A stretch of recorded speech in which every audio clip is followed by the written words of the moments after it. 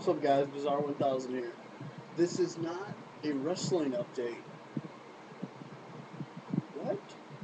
Bizarre. We always do wrestling updates. I know. But this is not a wrestling update.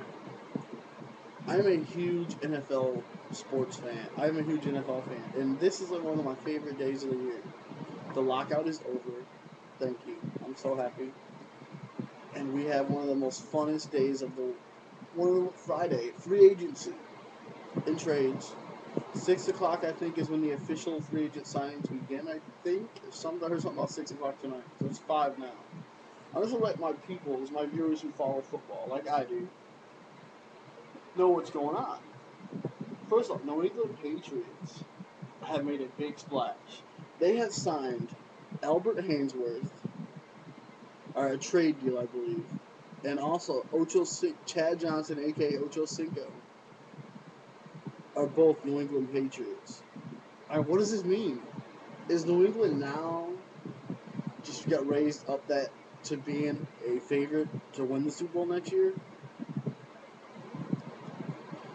We have other news. McNabb's in Washington now. Don McNabb went from Philly to Washington to Minnesota now. So now he's a Viking. So this should be intriguing. I'm in Michigan. So we get to see.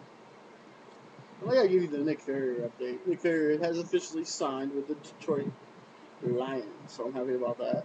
Also, some other sports news. The Detroit Pistons have signed Lawrence Frank to a 3-year head coaching. They signed him as their new head coach.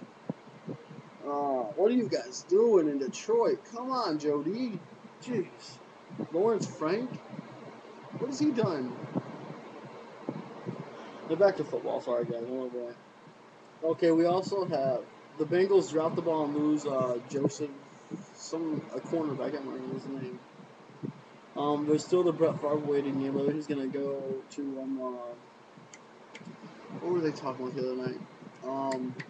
The team was ever saying he'd be. Oh yeah, if he was staying in Philly, he'd be a good fit for Vic, which I think Brett Favre would be a good commodity right now for a backup anywhere. But the news really, I think is the dumbest move I've seen. Which maybe I'm not. I've fun following football my whole life, guys. This is my problem. Vince Young. I don't know if it's official, but it's in talks that he's going to sign the Philadelphia Eagles as Vic's backup. Why? Why? How does that help your career? Okay, maybe it does. You sit a year behind Vic, and what always happens when you have two good quarterbacks, especially in Philadelphia, if Vic starts to struggle, which he will because everyone struggles throughout the season, there's always growing pains through a season, the Philly crowd's going to call for Vince Young. And Vince Young's going to come in and do really good and get him a couple wins. And Vic, they're going to go back and forth. And then people will be calling for Vince Young to be the starter and Vic to be out of there. Well, Kyle Cobb has signed with the Cardinals, I believe. The Giants and OC Umenyiora, no-show at camp. We also have Deshaun Jackson wants more money, which I think you should get it. So get your money, dude. I'm fine with that. Hey, I remember a few years. This is a long time. This was a few years ago when Brett Favre was still with the Packers. Javon Walker, when he was having great years with Brett Favre, I mean, he wanted more money, and Brett Favre said, "Man, I want deals. You should get back in camp." And he gets back in camp, he blows out his knee, and his career is shot. Now, I mean, he hasn't been playing football in a few years now. Last time I knew he was playing with the Raiders. I don't know if he's even playing anymore.